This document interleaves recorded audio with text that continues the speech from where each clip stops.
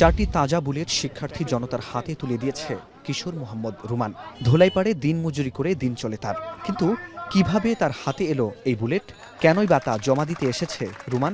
আমি পাইছিলাম গত বৃহস্পতিবারে কাজের থেকে আসার সময়, তখন পাইছিলাম রাষ্ট্রীয় সম্পদ, তাই দেওয়ার জন্য আমরা জানি যে এখানে মাইক দিয়ে আনাউন্স করছে, তাই এখানে নিয়ে এসেছি।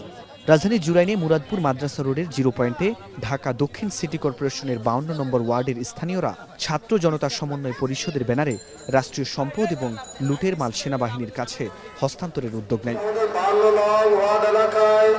কারো কাছে কোনো রাষ্ট্রীয় সম্পদ বা লুটপাটের মাল থেকে থাকে। সোমবার বিকেলে এলাকায় গিয়ে দেখা যায় মসজিদের মাইকে চলছে রাষ্ট্রীয় সম্পদ ও লুটের মালামাল ফিরিয়ে দেওয়ার আহ্বান। 2 দিন ধরে এই ক্যাম্পেইন করছে ছাত্র জনতা।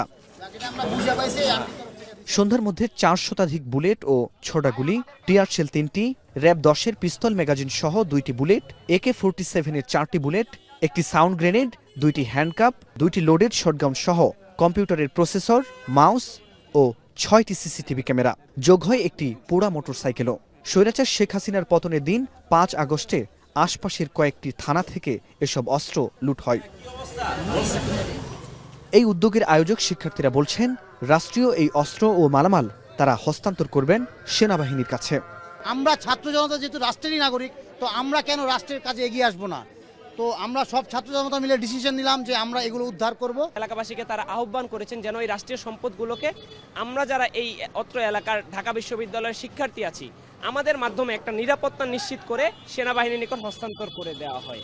এছাড়া স্থানীয় ছাত্র জনতা ডাকাতি রোধে দিনে রাতে পাহারা দিচ্ছেন মহল্লার মোড়ে মোড়ে। ইতোমধ্যে তারা 3-4টি ডাকাতি রোধ করেছেন। এছাড়া এক ডাকাতকে সোপর্দ করেছেন সেনাবাহিনীর কাছে।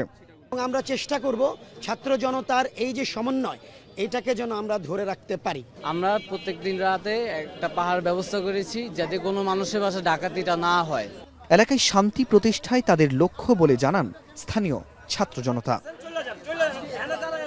ফরহাদ বিন নূর, এখন, ঢাকা।